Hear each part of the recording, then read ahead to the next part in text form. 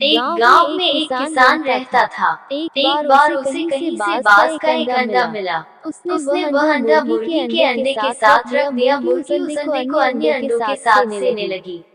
कुछ दिनों में मुर्गी के अंडे में से चूजे निकल आए और बाज के अंडे में से बाज का बच्चा। बाज का बच्चा चूजों के साथ पलने लगा। वो चूजों के साथ खाता पीता खेलता इधर उधर फुदकता बड़ा होने लगा।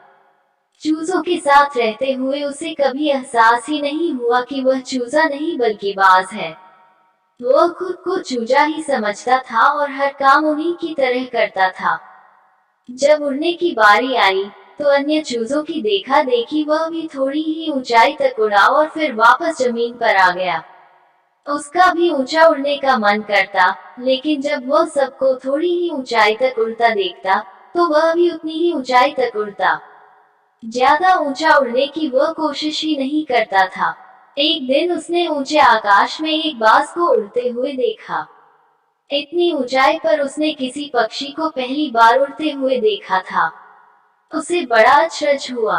उसने चूजों से पूछा, वो कौन है भाई जो इतनी ऊंचाई पर उड़ रहा है? चूजे बोले, वो पक्षियों का राजा बाज है। वह आकाश में सबसे ज्यादा ऊंचाई पर उड़ता है। कोई दूसरा पक्षी उसकी बराबरी नहीं कर सकता। यदि मैं भी उसके जैसा उड़ना चाहूँ तो?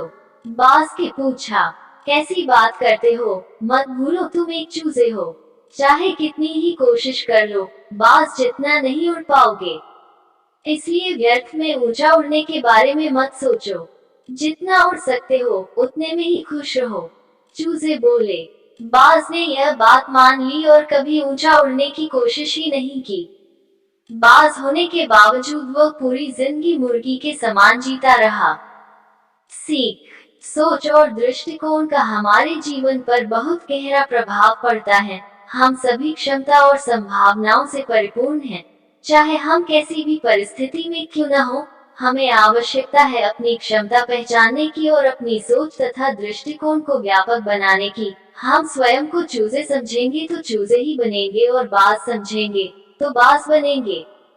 खुद को कम न समझें, अपनी क्षमता को सीमित न करें, बाज बने और जीवन में ऊंची उड़ान भरें।